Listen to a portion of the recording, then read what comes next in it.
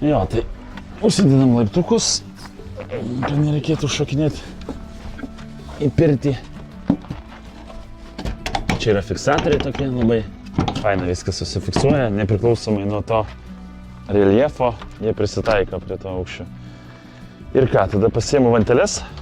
Kaip be vantelių pirties aš neįsivaizduoju, atvirai sakau. Pirtis be vantų tai laiko gaišimas. Kadangi stovim mes prie ežeriuko, tai aš iš kartas vanteles merkiu į ežerą, nes su sausom vantom irgi ne kažką. Turim čia galimybę. Opa. Reikėtų jas kažko paspausti, bet gerai ir čia. Ir palieksiu šis. Kol įsikūrens, bus jau paruoštos naudojimui.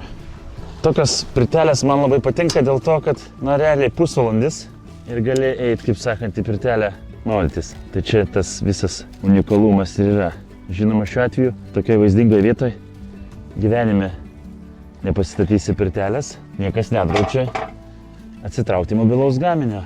Tarkas unikalu, kad tikrai labai nedaug malkų reikia. Tokį pirtelį, toks maišelis ir užtenka įsimaudyti. Tai vat net tokias paprasčiausias, mažiausias ir atrodo nerimčiausias malkas panaudosim šitos pirtelės iškūrenimui. Aišku, prieš kuriant labai svarbu pasižiūrėti, kad vandens bakelis, jeigu jisai yra sumontuotas ant krosnelės, tai jis privalo būti bent 3/4 vandens tame bakelyje. Tada galima ramiai savo kūrenti ir nepergyventi, kad kažkas gali pasidaryti. Jeigu pamiršot įpilti vandens, tai gali deformuoti tiesiog sausą bakelį. Paliekam praviras dureles, kad ugnis stipresnė būtų ir to deguonies gautų. Ir tuoj, kaip sakant, pradės intensyviai degti mūsų ugnis.